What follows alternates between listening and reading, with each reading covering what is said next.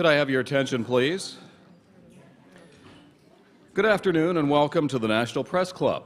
I'm Mark Hamrick with Associated Press, and I'm the 104th president of the National Press Club. We are the world's leading professional organization for journalists, committed to our profession's future through our programming, events such as this, while working to foster a free press worldwide. For more information about the National Press Club, we'd invite you to visit our website at www.press.org, and if you care to donate to our programs offered to the public through our Eric Friedheim National Journalism Library and the National Press Club Journalism Institute, you can find that information on the website as well. So on behalf of our members worldwide, I'd like to welcome our speaker and those of you attending today's event. Our head table includes guests of the speaker as well as working journalists who are club members. And my regular refrain this political season, not so much a point of reference today, is that if you hear applause in our audience, we'd like to note that members of the general public are attending, so it's not necessarily evidence of a lack of journalistic objectivity. We'd also like to welcome our C-SPAN and public radio audiences. Our luncheons are also featured on our member-produced weekly podcast titled From the National Press Club, produced by members and available on iTunes. You can also follow the action on Twitter using the hashtag NPC Lunch. After our guest speech concludes today, we'll have Q&A, and as always, I ask as many questions as time permits. Now it is time to introduce our head table guests, and please note, again in the political season, that a journalist's presence at the head table does not imply or signify an endorsement of the speaker. And I would ask each of you here to stand up briefly as your name is announced, and we'll begin from your right. We begin with Aaron Kessler. He is Washington correspondent for the Detroit Free Press, and he's a new member of the club. Welcome, Aaron. Nancy Hughes is Assistant Vice President for Communications with the National Health Council. Jamila Bey, a longtime young member of the club and a reporter for the Voice of Russia Radio, and she's very active in our Young Members Committee, and thank you for all of that. Laura Helbling is a reporter with the RPM Report. Dr. Jonathan McCone is a gastroenterologist, and he is a guest of our speaker. Marilu Donahue is producer and editor with Artistically Speaking and a member of our Speakers Committee. And then we have Donna Cryer, chair of the National Board of the American Liver Foundation and also a guest of our speaker. Welcome here today. We'll skip over the podium for a moment and then to Melissa Charbonneau with Newshook Media, the very dynamic committee chair of our Speakers Committee, and we're so grateful for the wonderful work that she's done here today, and we're grateful to have her mother in the audience from Mississippi today. We're also joined, if we skip over the speaker for the moment, by Barbara Rose, that is Natalie Cole's manager and obviously a guest of the speaker, and then is Emmy Kowalole, who is the editor of Ideas About Innovations at the Washington Post. Jessica Lee is former White House correspondent for USA Today. Nikki Schwab, the Yays and Nays columnist for the Washington Examiner, and a top performer on Twitter, we might add. We're always happy for that. Derek Gingery is a reporter for the Pink Sheet, that's Elsevier Business Intelligence. And Anna Miller, a writer for the George Washington University Medical Center, a woman's health columnist for the Daily Muse, and she is also a new NPC member, and we're glad to have you here today as well. Please give them a round of applause.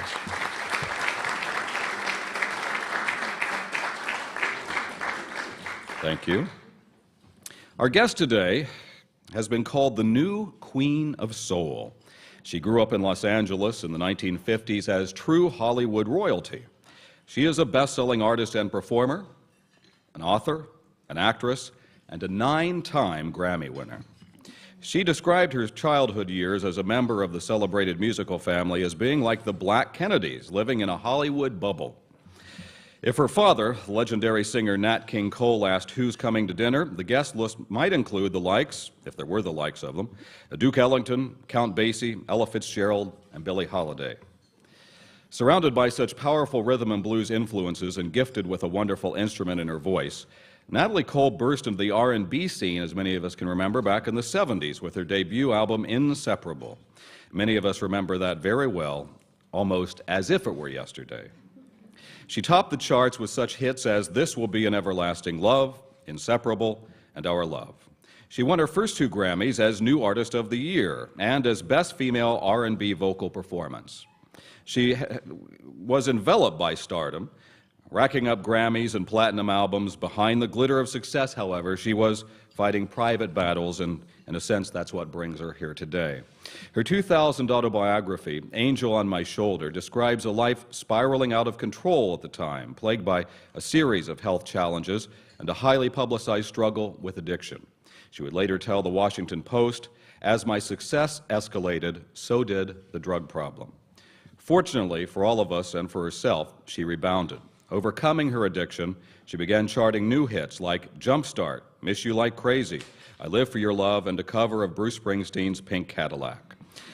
In 1991, our speaker recorded the tribute album to her father that was to become her most memorable for many of us, titled Unforgettable with Love. The album of her father's greatest hits has been called her crowning glory.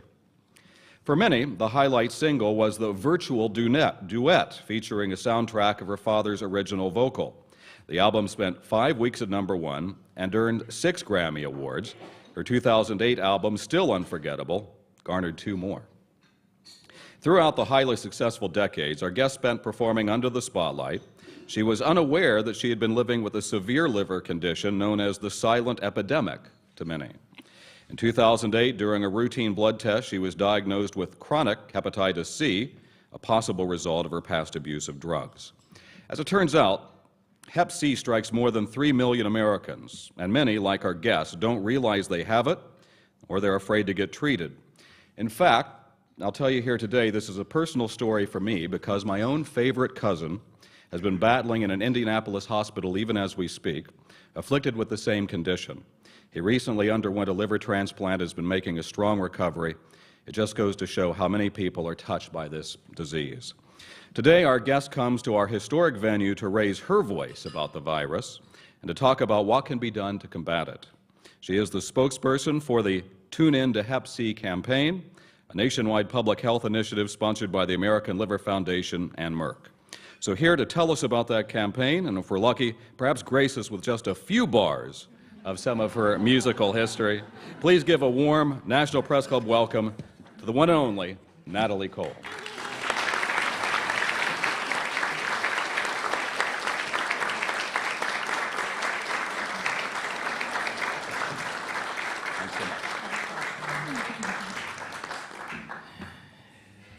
Well, thank you so much, Mark, and thank you to the National Press Club for having me.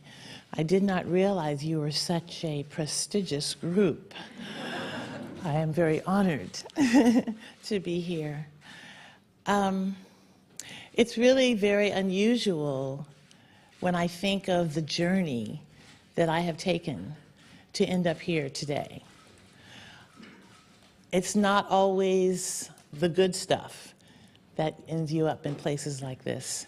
Sometimes it's the challenges, and if you're lucky to have victory over those challenges, that can end you in a prestigious environment like this. So again, thank you for having me. As you know what I do. I sing my heart out. I love every minute of it. And I've had a really, really fortunate career for the last 30 plus years. And I would say that I didn't imagine that my world would come to such a crumbling halt back in 2008. Although, in the late 70s and early 80s, I was already writing, if you would say, maybe an epitaph. When I got into drugs, I was a young woman. I was probably in my early 20s. And I was in the hippie culture. And we were doing things that we thought was just fun. Never imagining that, first of all, many of us would no longer be here, and that there would be consequences from our actions. I was a drug user. I was a heroin user. And isn't it extraordinary what God can do when you look at me now? You'd never imagine it. But the truth is, I was a heroin user, and when I was diagnosed with hepatitis C, I had to flash back to that life. And I was, in fact, using dirty needles because of the environment at the time that heroin spawned. It was generally a rock and roll environment. It was mostly folks in the music business. It was a hippie environment, and the hepatitis C was like the kiss of death.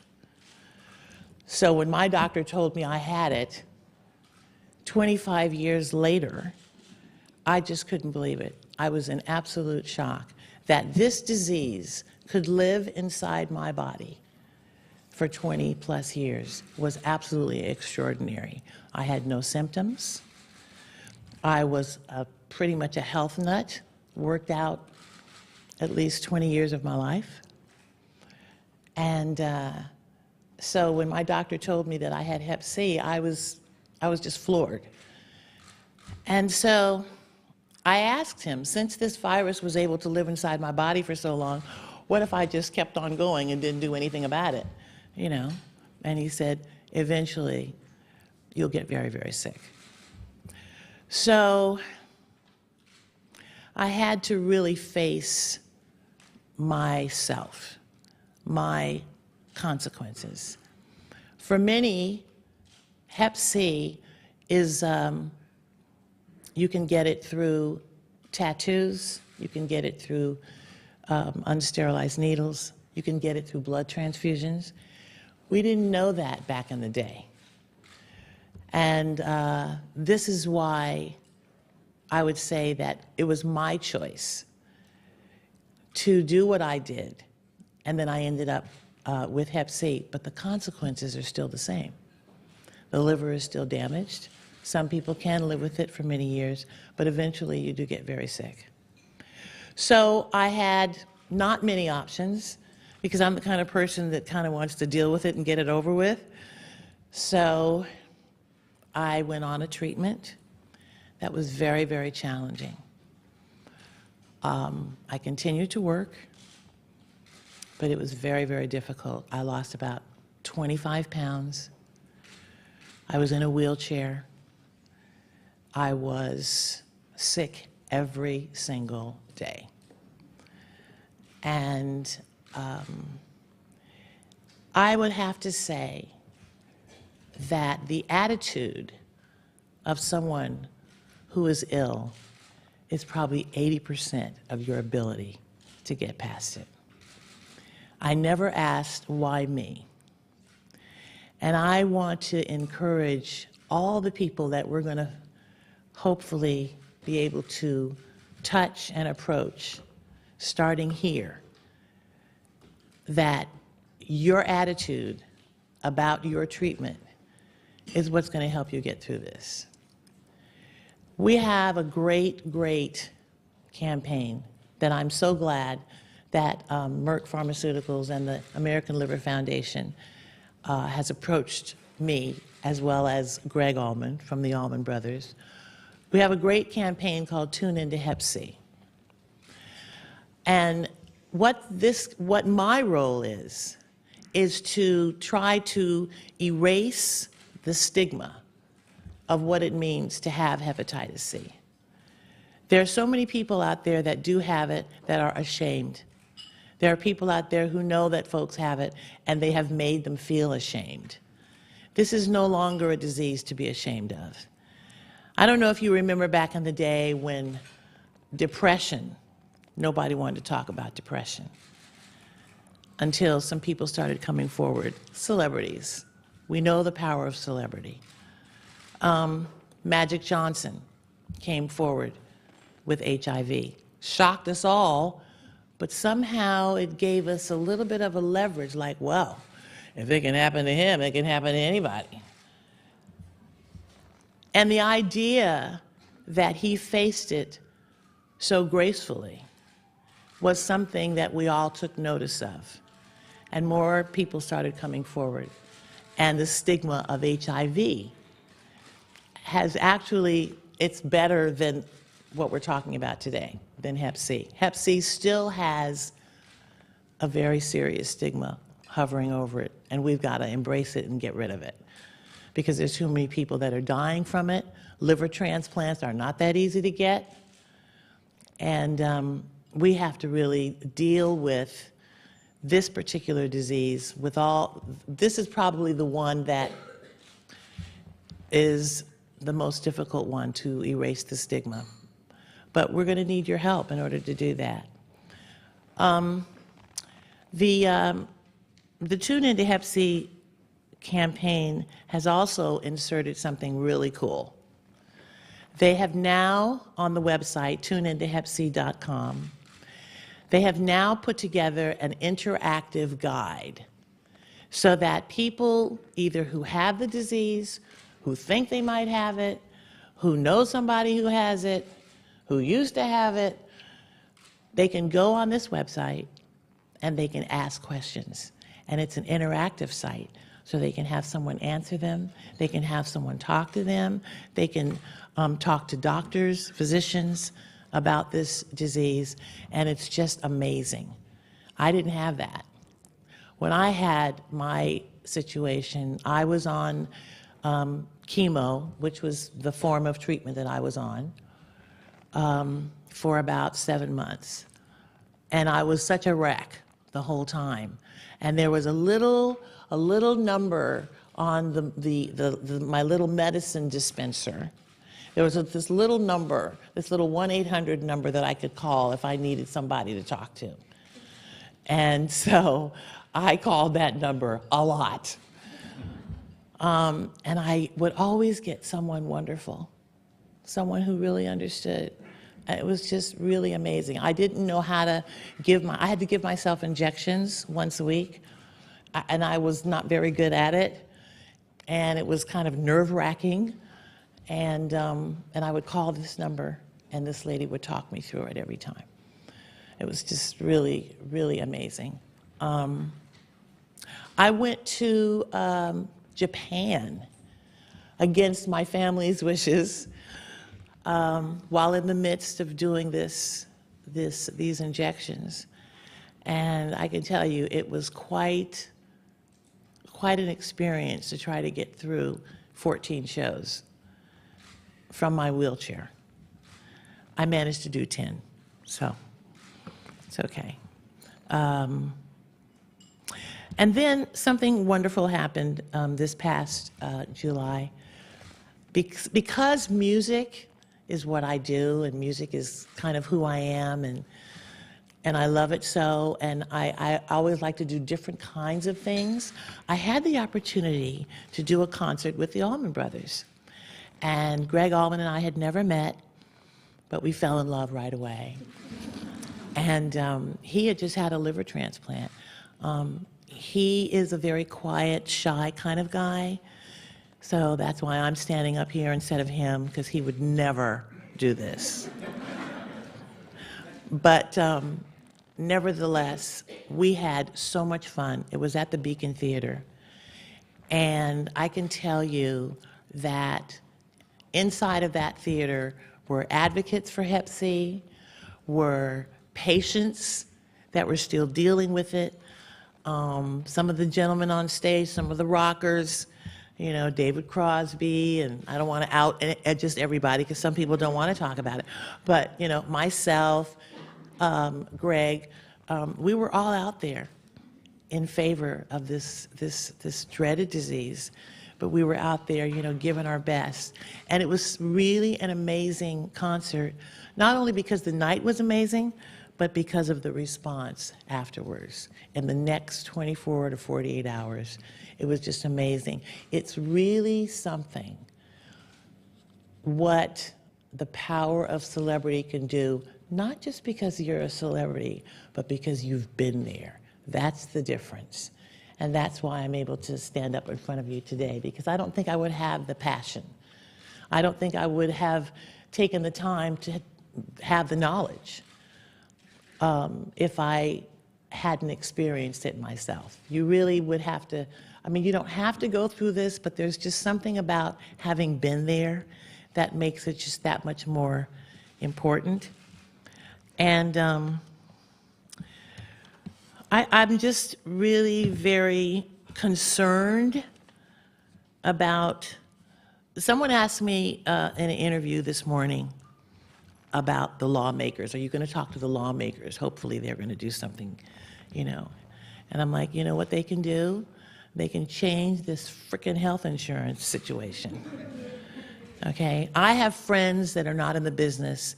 They're 9-to-5ers. They're just regular people, and they're still struggling with their children and their own lives to get quality health insurance. If they had a Hep C experience, there's a good chance they might not even be able to afford a treatment. I don't know. I don't know what kind of treatments are out there. I'm not the doctor, Dr. Cone, but he'd be able to address that as to what new treatments are out there. But my treatment was not cheap. And I'm just wondering, as well as getting the word out about Hep C, you know, what else we can do as far as trying to change the face of the health world, because these people are not going to be able to have access to the treatment because they don't have the money. Why is it that 40 to 45 million people don't have health insurance? Because they can't afford it. So it's a bit of a dilemma, you know, but it doesn't stop us from certainly going forward. And we need to be able to give access to patients of Hep C. We need to start questioning our doctors more. People who go in for checkups don't generally get liver checkups.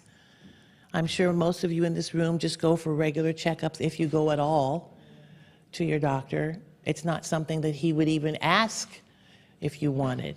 More people are saying, could you give me an HIV test? But now we've got to start asking, check my liver. Just check my liver. Because you don't know. Because it's like a silent disease, like blood pressure, you don't know that it could be living inside your body. And so I encourage, you know, you to get the word out to the doctors, to, you know, question our doctors. They're not God. They don't know everything.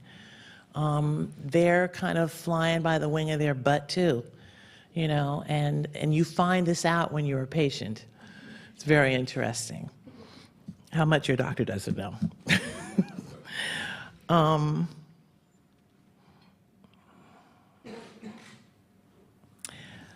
I think I just want to say that this country is still a great country. But of all the countries on the planet, it's got the worst health care in the world. And part of that is part of what we're seeing today with this Hep C business. Nobody's really paying that much attention. And people are dying. And there's not a lot of livers to go around. And we just really want to raise the awareness and reduce the stigma at the same time. And my question to you is, can you help us? Will you help us? It's very dear to my heart because I know the pain that is suffered, and I do know some people that have been contracted with the disease. And it's a very, very painful journey. So we come to you. You guys have a lot of power and a lot of leverage. This is a room full of some very valuable assets here. And I'm really, really hoping that you will do whatever it takes so that we can get excited and we can really do something about this. We have a PSA announcement that's coming out, and I'm very happy about that, finally. When will it be out now? In about 2 weeks? I hope so. And I just recorded a radio PSA as well. I think that when people hear, because a lot of people kind of know what I've been through, but when they kind of hear the details of what it's like, you know, what you go through, and if you can come out on the other side, it's possible. This is a treatable disease, but it needs more research, and it needs to just take that blanket off and really confront it with, a better attitude than what we've seen. Because a lot of people are getting, dissed and afraid to go see their doctors and afraid to tell their families, and, like they're embarrassed, like this is something that's their fault. Unless you were a drug user, this is not your fault. If you were a drug user, well, I accept the responsibility of what, consequence I've had to pay. But for the most part, this is a disease that comes from just bad stuff, a blood transfusion. Now we're all going to be freaked out about getting a blood transfusion. But that's just the way it is. And until they find a cure, we have a lot of treatments that we hope will be, the answer to dealing with this. Again, the interactive tool on the website is something that you all should take a look at. This is great for family members as well, so that they can feel, not as uncomfortable dealing with their loved ones who may have it, or vice versa. People in general are turning more to the internet for information on health, but a lot of times they don't know where to look, or they don't know if it's credible. And we are here to say that it is. And I have no problem representing this company or the American Liver Foundation, who has done some wonderful, wonderful things through the years. It takes someone like me to get the word out. I don't know why that is, but that's just the society that we live in. And again, I wish that even 3 years ago I had known about the things that are available now. But that's okay. The best part is that my liver was 80% cured because of the treatment that I went through. We do have copies of these materials, and there's additional information about the Tune Into Hep C campaign. I encourage you to please take a look at it. And I think I need to probably do some thank yous. Have I talked long enough? Okay. I would like to do some thank yous.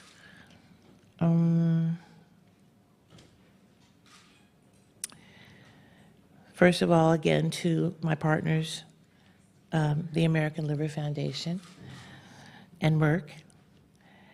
They are the ones that are bringing this campaign to life. I'm just kind of like the little puppet that goes wherever they tell me to.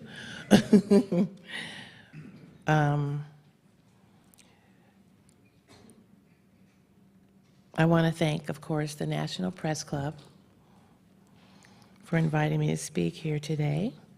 And I'd also like to acknowledge the work that the Department of Health and Human Services are doing as well. They've developed the Viral Hepatitis Action Plan, which includes steps for improving the prevention, treatment, and care for people with viral hepatitis, and trying to move the nation towards achieving, healthy people. The goal is, like, by 2020 that we would have eradicated many of these diseases. Wouldn't that be something? And finally, I'd like to take a moment to thank, where's Dr. Cone? Because he's the one that can answer all the medical stuff. I don't know what was in that treatment that I took. My particular treatment was interferon. I'm sure many of you have heard of it. I would not recommend it. But if it works, I would recommend it. Very difficult treatment. Very, very difficult, but very, very full of results. And I'm standing here today because of it. There are other treatments. There are organic treatments. There's herbal treatments. They take longer. That is one of the, setbacks. But that's okay. And Dr. McCone would be able to answer all the medical questions. And I don't have any bright quote to end this with, other than to say, let's just get it done. Thank you very much.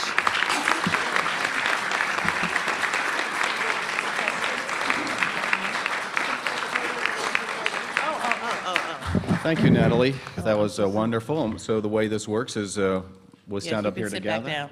Well, hey, that would be fine, but then they'd fire me as press club president. I'd rather not have that happen. So thank you for those inspiring and very personal and touching remarks. And there are a lot of questions about the subject that you talked about that we'll touch on immediately, and then we'll talk a little bit about your career and some thoughts along those lines. So let's talk about the campaign that you affirmed at this speech today. And of course, the whole idea there is to focus on raising awareness and to encourage patients to see a doctor for screening and treatment. So this is a relatively new campaign. And I'm wondering, now that you've had a chance to reflect on this illness and to think about how things are changing, how have you seen awareness and attitudes change just in the short amount of time that you've been witnessing it yourself so personally? I would probably say, from my own perspective, as someone who was experiencing this on a daily basis, that people looked at me differently, not because there was like some thing over my head, like some stain of, ooh, stay away from her, but more like, that's Natalie Cole, and she's got Hep C, and she's in a wheelchair, and she's still singing. As a person, as a regular person, sitting out in the audience, if I saw that, I would be like, hey, that's pretty cool. That's amazing. Could I do that? Could I encourage someone to do that? Again, I think that it's about your attitude, and I hope to see some changes, in, with the advocates, that what they take from, when I speak with them, what they take from whatever I'm saying is that they will be able to infuse, not just go see your doctor, get screening, ask them, but check your attitude. Don't do the why me. That will make you crazy. Don't do that. And I'm curious, because as you talked about the concert that you participated in with some other people who have been touched by this, I'm just thinking about the fact that in my lifetime, I don't remember a lot of other people who have such immediate awareness in name as you do, or at least your peers, who've ever stepped forward in such an aggressive way. What was it that made you decide to, let's say, infuse your musical legacy with this cause that you feel so deeply about? In other words, what energized you to say, I'm here today not to talk about my next album, which is usually the thing for someone in your position, or my next book, and sort of laugh it up with Jay on The Tonight Show, but to talk about something that's very serious and to press this to the very top of your agenda. What was it that made you do that? By the time the Merck pharmaceutical people came to me, I had been through the chemo.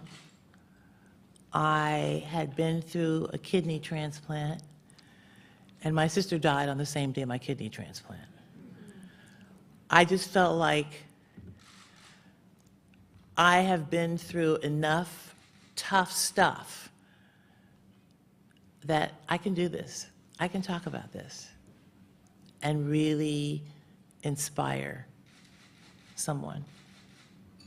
And that's why I did it. And when you talk about the stigma, those of us that haven't been through what you've been through, can you flesh that out a little bit more for us about what happens with that, how it affects people who aren't celebrities, who are, by their very nature, given opportunities to do things in our society that other people aren't able to do. What about for the person that isn't a celebrity? What kind of stigma are they facing? I can only imagine that the normal Joe or the normal Sally that has to deal with something like this, it's a very lonely disease. I think that unless you have the support of family and friends, unless you have a medical health giver to go to, that you're alone. You're alone and you're scared, and you don't know what your future holds. And that's what I think is the burden that many people carry that do have this disease and are reluctant to talk about it, afraid to talk about it, unable to talk about it because they don't have any resources.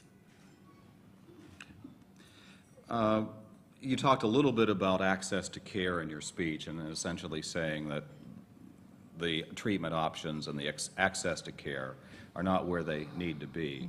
For members of the general public who may or may not have health care coverage, what are they up against with hepatitis C these days? Well, I mean, I can answer that question only so much. I think Dr.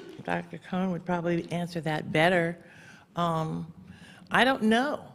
Again, without certain resources, if you've, let's say, just discovered that you've got Hep C, and the way you've discovered it is the way that I discovered it. You just happen to go in for a routine exam or something, some blood work, and boom, there it is.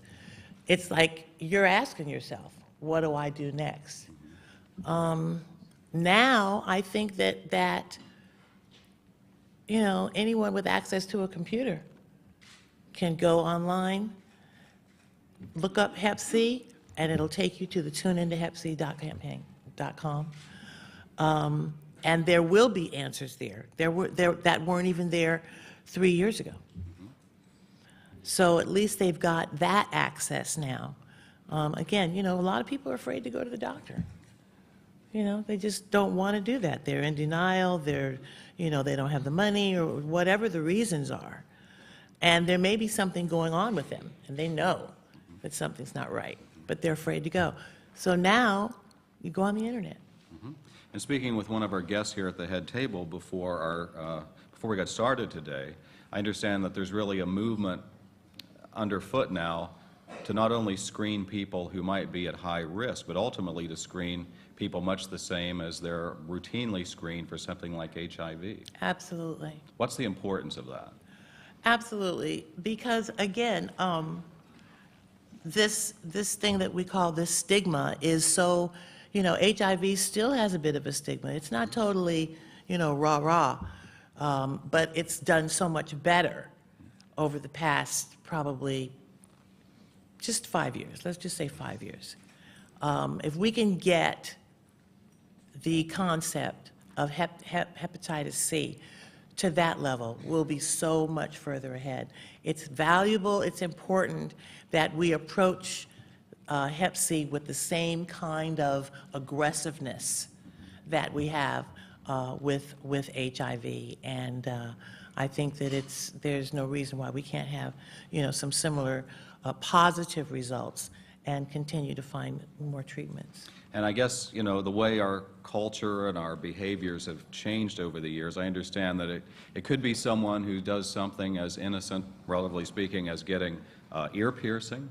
Could be a mother who had a blood transfusion. That's not someone who stuck a needle in their arm. That's someone who thought that they were just going through their everyday life. That's right. It's a little on the scary side, and our hospitals, our doctors' offices, I mean, you just get a little paranoid. I understand why some people don't want to go to the doctor, but like our county hospitals, maybe they're not as kept up as well as, I don't know what the hospitals here in DC, but like at home in Los Angeles, Cedars is a great hospital, UCLA, USC, but then there's the county hospital.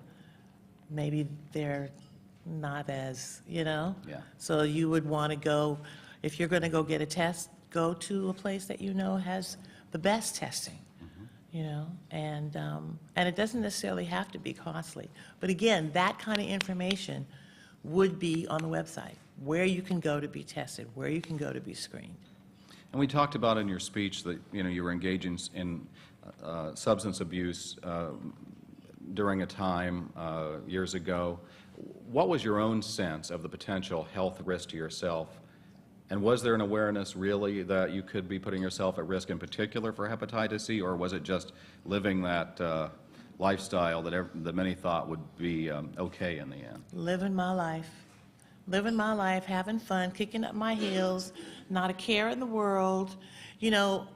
For us ex-drug people, ex-drug addicts, we have our own little code of languages and stuff. But anyway, we've also seen a side of life that maybe many of you in this room have not seen. We've seen death. We've seen it come right in front of our face. And for some reason, it passed us by. And so when I was getting high and doing all of that stuff, I probably OD'd at least 2 or 3 different times. Never thought twice about it. Oh, I think I remember once I was concerned about the headlines. The headlines might say, Nat King Cole's daughter found underneath the sink in a neighbor's apartment, OD'd. But guess what? I still put that needle in my arm. When you're addicted to drugs, you don't think. You're not thinking of tomorrow, you're not thinking of down the road, next week, you're thinking of just that moment. And I can't tell you how many people I lost during that time. Is it your sense that it was worse back in the day than it is now in the sense of prevalence of these, of the abuse in, let's say, the entertainment community? It's hard to say because, and this is going to sound really crazy, but at least back in the day, we had good drugs. I'm serious. The quality of the cocaine, the quality of the heroin, the quality of the marijuana was not laced with sodium pentothal. It didn't have poison in it. It didn't have rat poison in it. These days, the kids are taking the ecstasy, the GHB, I don't even know what half of the stuff is that they're taking. And this stuff is laced with stuff. They don't know what's in it. And that's why they're dying like the way they are. I mean, it's a different kind of culture that we're seeing now. Maybe not as many heroin users, I don't really know. But, the ecstasy, the meth, these are very, very powerful drugs that could affect some kind of organ in their life, in their body. It depends on how long they do it. Sometimes it only takes one time. Sure. And they are gone. And in the sense that it was almost glorified back in the 70s and maybe the early 80s. And now maybe not so much, though? No, because, back in the 70s, some of the most well-known record producers, they had drawers of cocaine. They were giving it to the artists. The managers would go out and get it for the artists. For me, if you didn't get high, I wouldn't hire you. You couldn't even be in my circle. It was like, it was a whole nother thought process. It was a big party. It was a big party, yeah. And then it went from being fun to not being so much fun. Folks started dying, and we started freaking out, and and some of us were able to get to rehab in time, thank God. What was the first intervention like that you can remember, where the key turned from it's a party to something has to be done? Probably when I had my son. And there is something that goes on in your brain, even though you don't necessarily do anything about it, but there's something that goes on in your brain as you're going to get a bag of heroin or a bag of cocaine, and you've got your son with you, and he's like 2 in his pajamas, and you're taking him with you on your drug run. So you're I doing think that would kind of, So that's when you had an awareness that I things had an need to change? awareness, but I didn't do anything about it. You know, there were just way too many events that happened that should have turned out really ugly and bad. I could have lost my son. And I wrote about this in my first book. My son fell in the pool. I was in bed, back in the bedroom getting high. I had people working for me that did not know how to swim, and they jumped in the pool anyway to save him. But did I stop? No. You know, and there were a lot of those. And did I stop? No. So it's just really by the grace of God that I'm here. So, I mean, what was it that got you into rehab in terms of a particular event? I mean, was there something that caused you to go to rehab one particular day or anything like that you can remember or care to share? I went to rehab twice.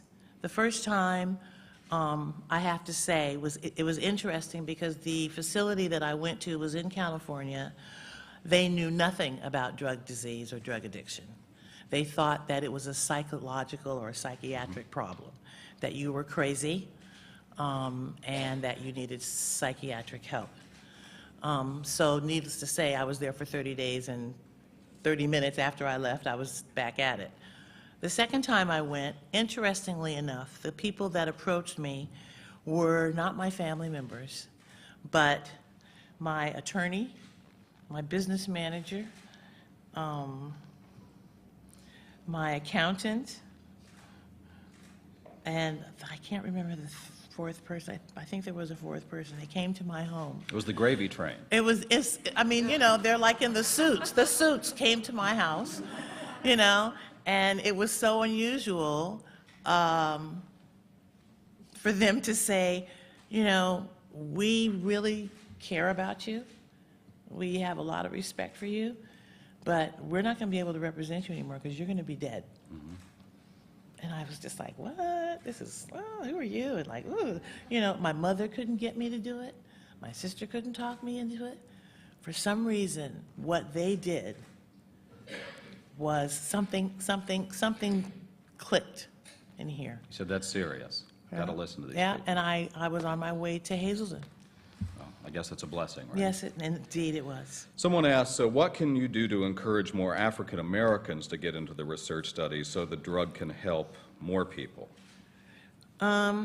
Well, these two ladies, well, particularly you, who has a newspaper that I'm sure goes to the black community, okay? Talk it up. Talk it up. If I need to do an interview, we'll do an interview. And make it and address it specifically to the black community, because we don't go to the doctor very often. We're not good at that. And I could get on their case a lot, so I'd be happy to talk to you afterwards. Very good. Someone asked here from the audience, won't Hep C patients now be covered by the Affordable Health Care Act, the one that's so contentious in the political realm these days, which forbids the denial of health care insurance based upon a pre-existing condition? In other words, is that helping? To the best Beats of your knowledge? me. Okay, fair enough. I have. Very good. You're not having to qualify people for health care these days. Fair enough. Here's someone asks, and this is obviously a personal statement from someone in our audience. They're saying, thank you for putting your warm, beautiful face to the cause of Hep C. And this person is saying, for those of us who've rebounded or relapsed while on treatment or experienced lymphoma or RA associated with Hep C, what's on the horizon for tests for markers and tests for response to treatment? In other words, is there progress being made there? Yeah, that's a medical question. I wish I could answer it, but I do not know. Okay. But again, go on the website, tuneintohepc.com. You'll find, if you can't find 99% of the answers that you're looking for, then tell the Merck C people and they'll have to redo it, because that's why they did it, so that people can go and ask the hard questions. Absolutely. Okay. Someone is asking, how did you keep your voice strong while you were undergoing treatment? Oof.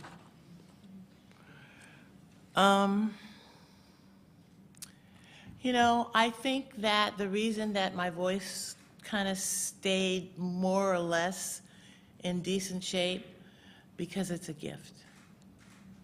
It didn't have anything to do with my disease. It still just stayed there.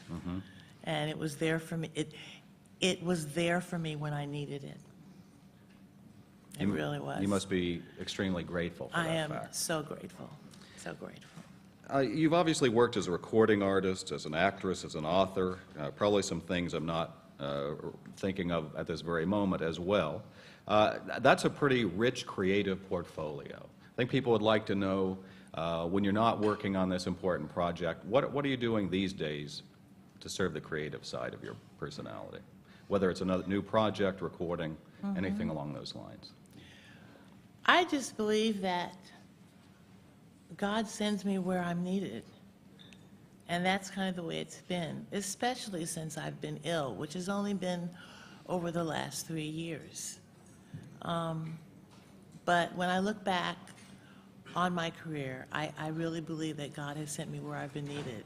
And the fact that I even continue to work is just amazing to me, that what I do is still considered viable.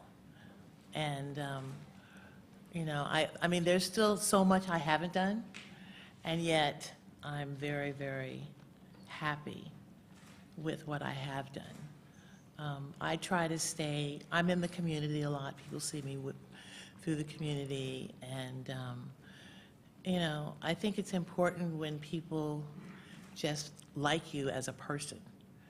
You know, forget about what you do. If they can just get to know you a little bit as a person, that goes a long way. And so when I have to, you know, then speak on things, you know, I don't come off like an idiot, you know, because I've either been there or I'm talking to people and I'm hearing what they're saying and I'm carrying, you know, that message forward. And I just believe in just being real and just letting what I do what it's supposed to do. A lot of people will think about the legacy of your father, who still seems very much a relevant part of pop culture.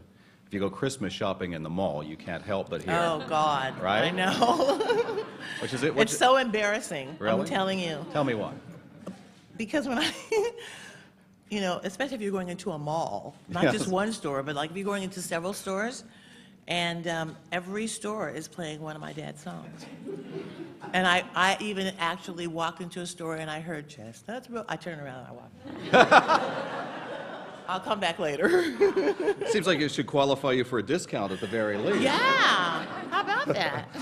Well, how much do you think, or do you keep in your mind about that musical legacy, in the sense that you've obviously embraced your father's talent, in the sense that you've performed with him, even though he passed away tragically at an early age. How often is his musical talent, and also that of your mother, you know, present with you on a day-to-day basis? I'd say almost all the time. I rely on that to help me make, you know, just even decisions about the music that I want to sing, the future music that I want to do, or what is the best road for me to take depending on what the goal is. Like if I want to reach a certain audience, then there's certain songs that I want to sing.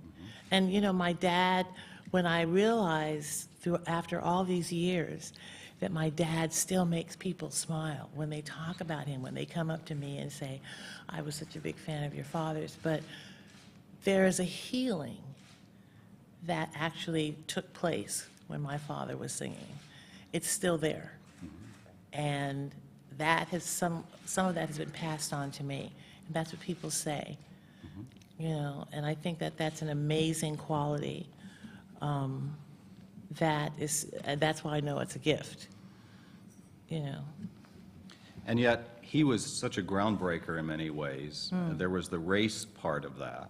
I mean, he had a television show. I've seen it described that he may have been the first Black or African American to host a television variety show. Right. And he was not politically involved. He was not trying to make a statement. He was just happy to have his TV show. I remember we used to sit home and watch it, you know, for those 15 minutes. And all he had to say about it after the sponsors pulled the show, because they were just too scared to have a Black person with that kind of power, because he was getting ready to have a lot of power. And the sponsors pulled the show. And the only thing my dad had to say about it was, I guess Madison Avenue is afraid of the dark. And I thought that was a very cool statement to make. But my dad was not a political person, and he was thrown into it a number of times when he would be asked to perform in front of audiences that were segregated. And that was just not his thing, even though he was from Alabama, Montgomery, Alabama, and he knew what segregation was, but he was not going to let that dictate his career.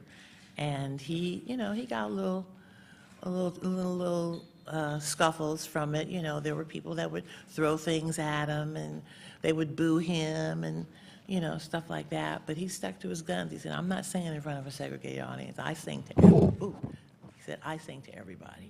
So to keep that bipartisan tradition going, we now sit in Washington, D.C. with Barack Obama, the president. Right. And as of today, an African-American leading in some polls for the Republican nomination for president. Oh, Either, Kane, yes. right? Yes. So from either your perspective and what you think about what your father might have thought, what would he think these days? I think he'd be fascinated. I think he would be just absolutely, you know, glued to the television watching this in his lifetime. He would have been. And I think that we, as the black people that I certainly know, are pretty glued, you know, that regardless of the results, just the idea that we have gotten this far is really an amazing thing. And I think that any ethnicity can say that when they see one of their own get up there like that. It's the coolest thing. It's a beautiful thing. And it gives us hope that, you know, we can all do something great, you know, no matter who we are.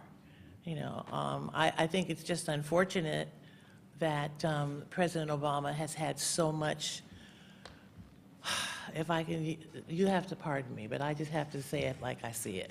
He's had so much shit thrown at him, okay? And I'm not happy about it. And yes, I voted for him, but I don't believe that any one man, black, white, yellow, or purple, can turn this country around in 4 years, period. So they need to get off his case, let him do what he's going to do, and, you know, maybe he'll make it the next 4 years. I would wish that he would, just for the consistency of having somebody there. Now he knows what to do. Now he knows, okay? It's kind of like being in school. This man was very young when he came into office. You know, he didn't know half of the stuff that was going to happen to him. And, you know, I think Kane, I first started looking at Kane and I'm like, where the hell did he come from? You know? But at the same time, I'm saying same thing. Give him a break too. I mean, what can possibly happen? We're in such an interesting culture and time of our lives right now. Anything can happen. So why not? You know, wouldn't that be something? You know, if I don't know what the Republicans would think, but but it would be really an extraordinary thing if Kane ended up being a front runner, you know. But I think for right now, I am very pleased that Obama came into this environment. I'm glad that we have a black president because it showed us just how prejudiced we really are, okay? Because they have basically blamed this man, you know, for everything. and they've really taken such pot shots at him. It's really not fair. Give him another 4 years and let him get it right. Very well. If you'll just stand by here, thank you for that, and we'll go to one last question here in a moment. We're almost out of time. I'd like to remind our guests today about some upcoming speakers, very much at the intersection of what we've been talking about here today. On October 24th, we still have some tickets available for TMZ's Harvey Leavin to talk about the changing landscape in entertainment news, and on October 31st, Herman Cain will be our guest speaker here at the NPC Luncheon. And it's no coincidence that it's on Halloween? That's when he could make it. We opened the invitation to him. So first of all, before our last question, I'd like to present you with a token of our appreciation. That's the official Lovely. NPC coffee mug. Thank Thank you. you very much. And the last question is, and it's actually a serious one, and that is, Given your father's death from lung cancer and your own battles with addiction, what advice would you give President Obama about cigarette smoking? Is he still? We don't know. I think it's sort of still out there a little bit. We certainly don't see it in public. Right. We don't want him to smoke, though, right? As president. of the United No, we don't. Can you blame him though? States. He needs to take a break, right? But your father did die from cigarette smoking. Yes, he did, and he was a very heavy smoker. He smoked like, what were those things called? Cools? Was it Cools? No, he didn't do menthol. Okay. Philip Morris, Camels. Yeah, Lucky Strike, and he had a cigarette holder, that filtered it. That didn't do him any good. But yeah, he was a very heavy smoker. I wouldn't know what to tell Obama. I think that he's a smart enough man to know it may just be really tough for him, but I can tell him what I did. I also was smoking up until about 6 years ago. And you stopped? I stopped because I couldn't hit all my notes. And I would hate something like that to happen before he would, But I can tell you that, and I wasn't that big of a smoker, but within 30 days of not smoking, it came back. My voice was back. How about a round of applause for our guest speaker today? Thank you. Thank you so much. Thank you for coming today. I'd like to thank our National Press Club staff, including our Library and Broadcast Center, for organizing today's event. Thank you, and we're adjourned. Sorry, thank you. Sorry.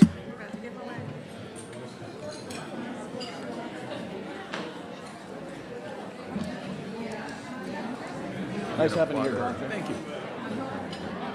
When I think of the journey that I have taken to end up here today, it's not always the good stuff that ends you up in places like this.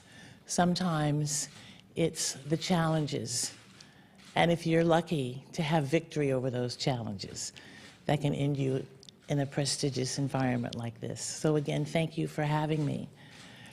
As you know what I do.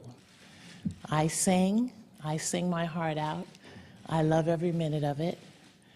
And I've had a really, really fortunate career for the last 30 plus years. And I would say that I didn't imagine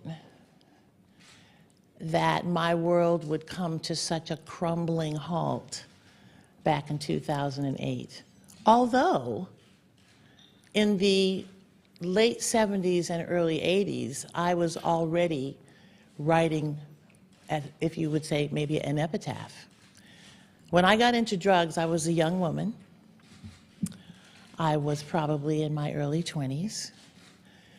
And I was in the hippie culture. And we were doing things that we thought was just fun. Never imagining that, first of all, many of us would no longer be here, and that there would be consequences from our actions. I was a drug user, I was a heroin user, and isn't it extraordinary what God can do when you look at me now? You'd never imagine it. But the truth is, I was a heroin user, and when I was diagnosed with hepatitis C, and Vice President for Communications with the National Health Council, Jamila Bey, a longtime young member of the club and a reporter for the Voice of Russia Radio, and she's very active in our Young Members Committee, and thank you for all of that. Laura Helbling is a reporter with the RPM Report. Dr. Jonathan McCone is a gastroenterologist, and he is a guest of our speaker. Marilu Donahue is producer and editor with Artistically Speaking and a member of our Speakers Committee.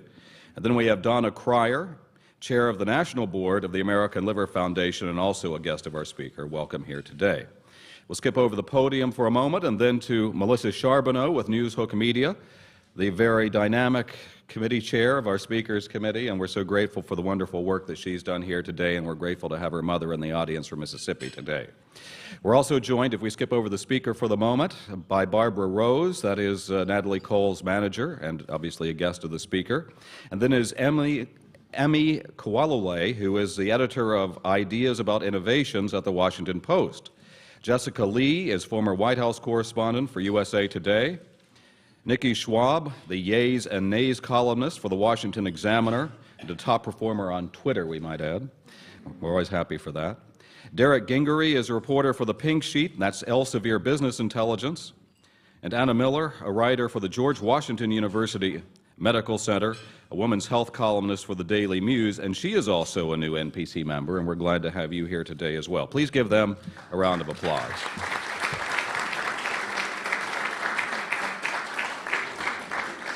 Thank you. Our guest today has been called the new Queen of Soul. She grew up in Los Angeles in the 1950s as true Hollywood royalty. She is a best-selling artist and performer, an author, an actress, and a non-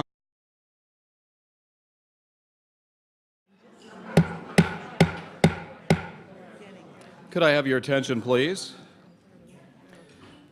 Good afternoon and welcome to the National Press Club. I'm Mark Hamrick with Associated Press, and I'm the 104th president of the National Press Club.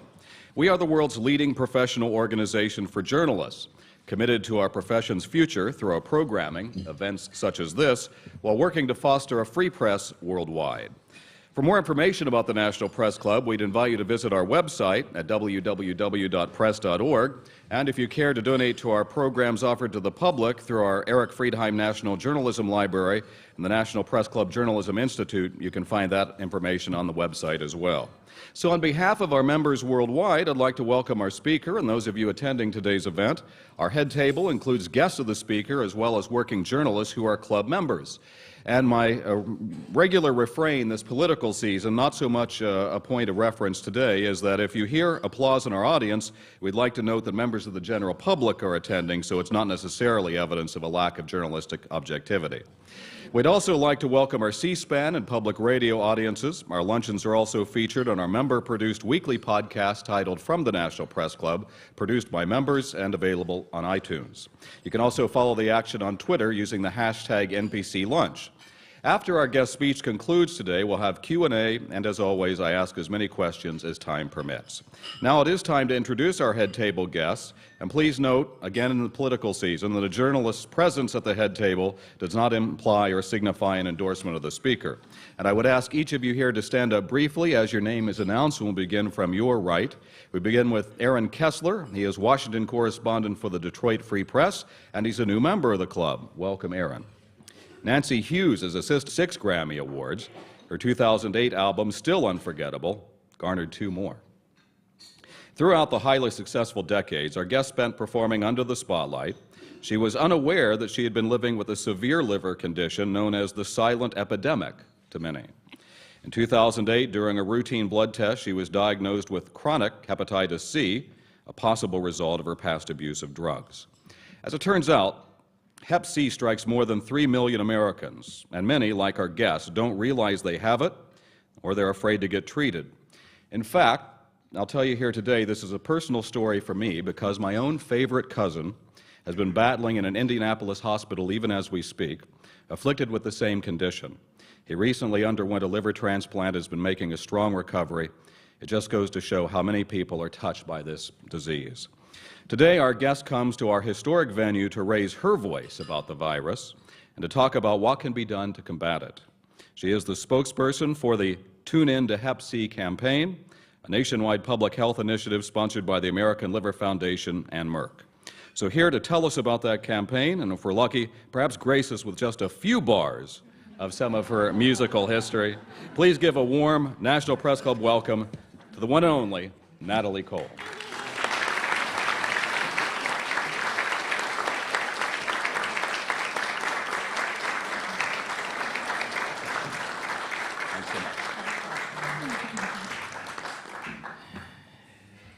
Well, thank you so much, Mark, and thank you to the National Press Club for having me.